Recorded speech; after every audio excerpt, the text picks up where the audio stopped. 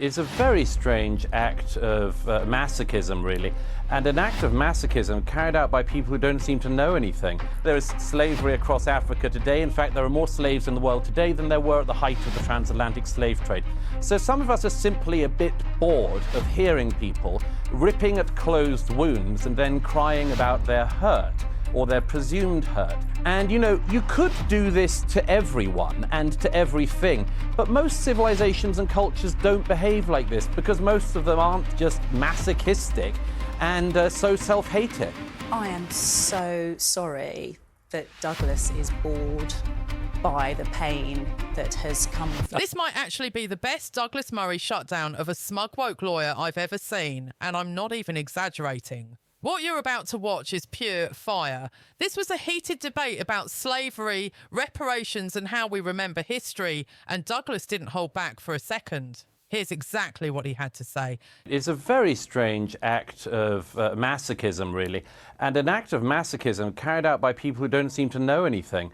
I mean, people talk about the British monarchy having to apologise for slavery. It was King George III who signed the Anti-Slavery Act into law in 1807. Prince Albert gave one of the most extraordinary anti-slavery addresses when the British were still policing the anti-slave trade on the high seas in 1840 to the Anti-Slavery League in London. All of this was addressed 200 years ago. And today, unfortunately, there's a kind of new type of malcontent, and usually also a huckster to boot, who just decides that none of this happened. Usually it's because they don't know it happened. And as a result, they look at our history and everything in our country, right up to just, innocent pastimes like cricket, and they decide to name everything as guilty.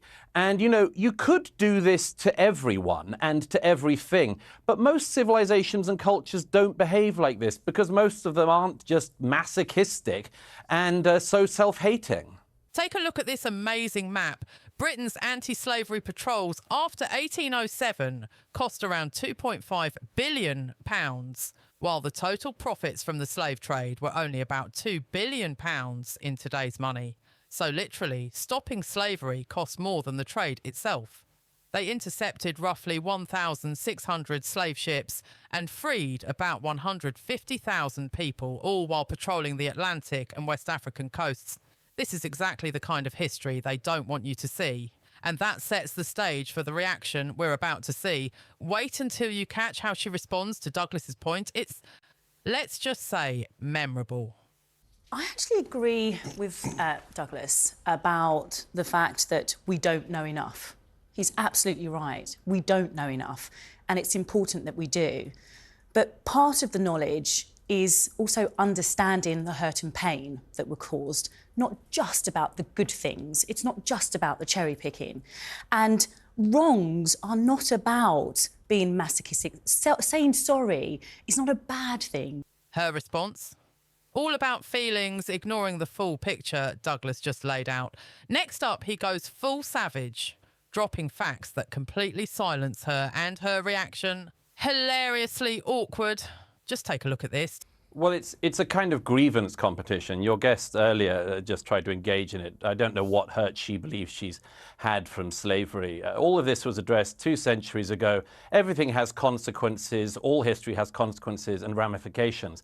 But, if we were to play this fairly, we would at least look at all of the countries around the world that engaged in the slave trade who are simply not interested in any form of reparations. The Ottoman Empire, all the Arab countries who not just traded far more slaves than across the Atlantic, but castrated all the men so that there wouldn't be any more African slaves after them. They worked them to the bone. I see no interest across Africa in paying reparations for selling their brother and sister Africans into slavery or for working them to the bone to the present day. There is slavery across Africa today. In fact, there are more slaves in the world today than there were at the height of the transatlantic slave trade.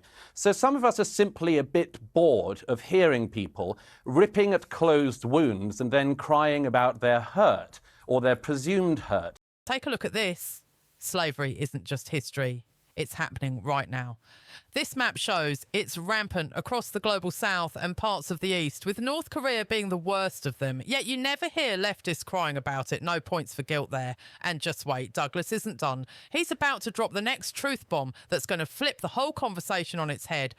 Because everybody could do this. 1 million Europeans were stolen by North Africans over the course of decades of the North African Barbary pirate slave trade. Where would you end if you did that? The answer is you couldn't end, because nobody is alive who has actually suffered the hurt, and nobody is alive who did the wrong. And I'd make one other point, if I may. It's always the countries that people want to come to who are put through this struggle session. Britain, like America and France, are the most desired destinations for migrants worldwide, and have been for centuries. Why is that? It's not because we're racist, it's because we're better. It's because we're good. It's because when we see racism, we actually call it out and recognize it as a sin. Try finding that across Africa. Try finding that across the Middle East or in China. Nobody would hear. So what we have is a situation where the more virtuous countries are presented as the worst countries. It's sick, and most of us are tired of it. Unbelievable. Douglas just tore through that whole rant without missing a single beat. That was the best machine gun shutdown I've seen from him. Now take a look at this map. This is their dirty little secret, just like Douglas said. North Africa enslaving millions of Europeans for centuries, yet somehow that never makes headlines. I'm still waiting on those reparations, honestly. And now get ready, because the woman's next response to Douglas, it's as shocking as it is awkward. Just look at the way she squirms. I am so sorry that Douglas is bored by the pain that has come from That's not what he said. Through slavery. He didn't say. He didn't tired. say. But what you're doing there, yeah. But hang on, Paula. Paula, you're being very disingenuous. That's not what he said. I am. The viewers aren't stupid. They know exactly what he said. He's not saying he's bored by the pain. He's saying, and I think it's a perfectly valid point, the pain that people who are alive today are claiming they're suffering for what happened 200 or 300 years, it's not a real pain. They're not the ones who suffered what was going on 200 or 300 years ago. That was hilarious. It was about time Piers finally intervened. And this is only about to get even better, because Piers will not let go of her that easily. Take a look at what happened next. So in terms of justice for all, I mean, I think we'd all agree that there should be I'm not justice. suffering from when the Normans invaded this country. Agree. I'm not suffering from what my ancestors went through. I noticed that I'm not being allowed to respond. Or from the Romans. In other words, where do you take this? I mean, should I now be feeling pain from what the Romans did to this country? In terms of slavery, I can take it to 2015, when the slave owners were compensated by the government. So I can take it to that extent. But where does your personal pain come? And I can say to you that I don't think that apologising is a bad thing. I think that apologising for a wrong is a good thing. I think that the Dutch royal family have done a fantastic thing in acknowledging what has gone wrong I hear you, but society. I honestly think it'll make no difference at all. And there you have it. Royals grovel, people feel a little better, and the world keeps spinning. But Piers isn't letting that slide. He's about to hit even harder, breaking down why real action beats empty apologies, and you're going to love the way the next clash unfolds. Saying sorry is actually a very empowering thing to do. Why does it matter that a bunch of royals now get forced into issuing grovelling apology? Who cares? How does it change anything? It doesn't do anything, in my estimation, to impact on current slavery, where it exists around the world. It doesn't really make any difference to institutional racism, as we've seen in certain parts of society. I don't know what difference it makes. It might make people feel a bit better to see a royal grovelling, but so what? See, I don't agree with you, surprise, surprise. I do think it makes a difference. I do think it makes a difference that people in power are heard to acknowledge pain and hurt. Classic Piers, he's calling out the royal apology tour for what it is. Mostly performative, doesn't touch real suffering. And now he's about to drive home the real point. Whose pain actually matters today, and why knowing the full, unfiltered history is what really counts. The next bit? It's going to get fiery. I do think it's important that people in power have taken the time. But whose pain and hurt are you talking about? It's not people living today. These are going back hundreds of years in some cases, these crimes of slavery and so on. We all agree it was outrageous. It's been debated really year after year after year. We all know this. I don't think that people have a lack of knowledge.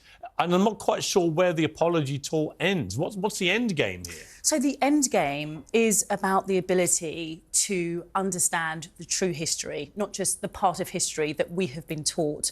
And that is the difficulty. So you're talking about who's the apology for. Well, the apology is for me. The apology is for those who have suffered. The apology is for those who continue to struggle through colonialism and through slavery. And that's a wrap on Douglas Murray, absolutely dominating this debate. He tore through empty apologies, exposed the selective outrage, and didn't lose a beat the entire time. From the history lessons to the modern-day realities, he laid out the facts, dropped the truths nobody wants to hear, and did it all with razor-sharp clarity. If you learned something, got shocked, or just loved seeing him shut down the nonsense, smash that like button, hit subscribe, and tell us in the comments where you're watching from. We want to see the global crew tuned in. Stick around, because with Douglas, the truth keeps coming, and you never know what he's going to tackle next. Until next time, peace.